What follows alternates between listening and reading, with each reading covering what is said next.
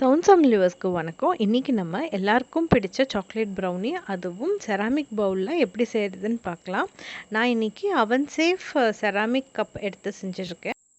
நீங்கள் ட்ரை பண்ணும்போது cookware ceramic பவுல்ஸில் மட்டும்தான் இதை ட்ரை பண்ணணும். சர்விங் பவுலில் ட்ரை பண்ணக்கூடாது. ஒரு பெரிய மிக்சிங் பவுல் எடுத்திருக்கேன். கூடவே இன்க்ரீடியன்ஸ்லாம் எடுத்து ரெடியாக வச்சுருக்கேன். ஒரு கப் அளவுக்கு ஐசிங் சுகர் எடுத்துருக்கேன். இதை நம்ம ஃபஸ்ட்டு சேர்த்துக்கலாம். மற்ற ட்ரை இன்க்ரீடியன்ஸ் எல்லாமே நம்ம சலிச்சு எடுத்துக்கலாம்.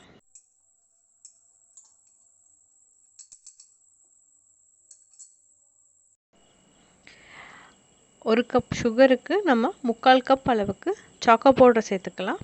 இதெல்லாம் சலிச்சு எடுத்துக்கிட்டால் தான் நம்மளுக்கு ஈஸியாக ஈவனாக மிக்ஸ் ஆகும்.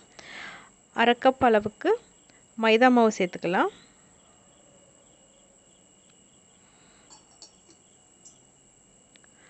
ஒரு பிஞ்ச் பேக்கிங் பவுடர்,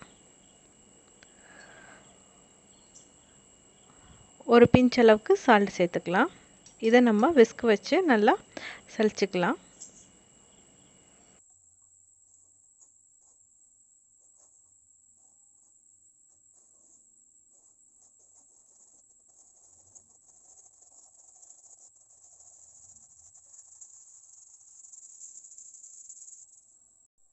இப்போ நம்ம சுகரையும் மற்ற ட்ரை இன்க்ரீடியன்ஸையும் ஈவனாக மிக்ஸ் பண்ணி நம்ம இப்போ எடுத்துக்கலாம்.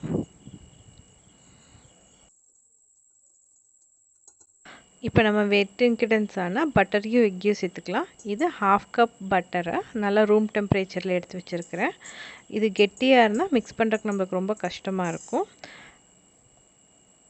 2 எக்கு இதையும் ஆட் பண்ணிவிட்டு பேட்டரை நல்லா ஈவனாக நம்ம மிக்ஸ் பண்ணிக்கலாம். இது கேக் பேட்டர் மாதிரி வராது, இது கொஞ்சம் திக்காக வரும். சப்போஸ் நீங்கள் எக்லெஸ் ப்ரௌனி ட்ரை பண்ணோன்னா இந்த 2 எக்குக்கு பதிலாக 1/2 கப் அளவுக்கு நல்ல கெட்டியான தயிரை சேர்த்துக்கோங்க.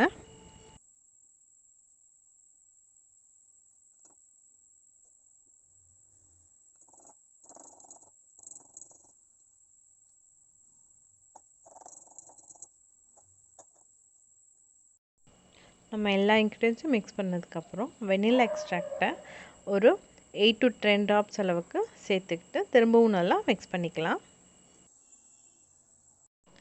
எப்போவுமே ப்ரௌனியோட கன்சிஸ்டன்சி ரொம்ப திக்காக இருக்கும்.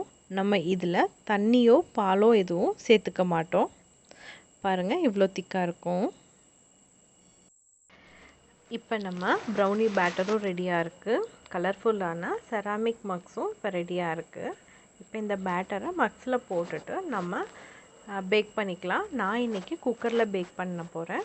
ஏற்கனவே நான் குக்கரை 15 மினிட்ஸ் அளவுக்கு கொஞ்சம் சால்ட்டு போட்டு ப்ரீஹீட் பண்ணி வச்சுருக்கேன். அதில் நம்ம இதை வச்சு பேக் பண்ணிக்கலாம்.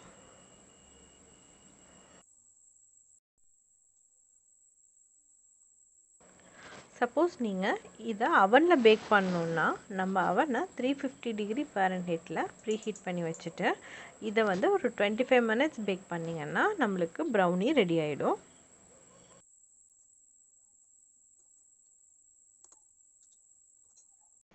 நம்மளோட கலர்ஃபுல்லான ப்ரௌனி மக்ஸ் எல்லாம் பேக்காக ரெடி ஆயிடுச்சு. இதை இன்னும் சாக்லேட்டியாக மாற்றுறதுக்காக கொஞ்சமாக நம்ம சாக்கோ சிப்ஸ் வச்சு கார்னிஷ் பண்ணிக்கலாம். இது ஃபுல்லி ஆப்ஷனல் தான், வேணும்னா சேர்த்துக்கலாம், இல்லாட்டி நம்ம அவாய்ட் பண்ணிக்கலாம்.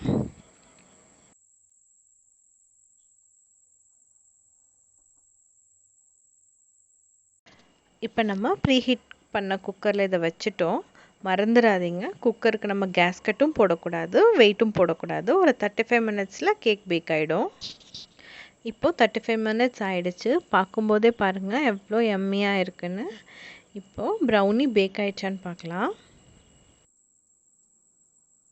பாருங்கள், ஸ்டிக்கில் ஒட்டவே இல்லை. ஸோ நல்லா நம்மளுக்கு குக் ஆகிடுச்சு. நம்மளோட கலர்ஃபுல்லான மக் ப்ரௌனி சூப்பராக ரெடி ஆகிடுச்சு. இதை கார்னிஷ் பண்ணுறதுக்காக இன்னும் கொஞ்சம் நம்ம சாக்கோ சிரப் வந்து சேர்த்துக்கலாம்.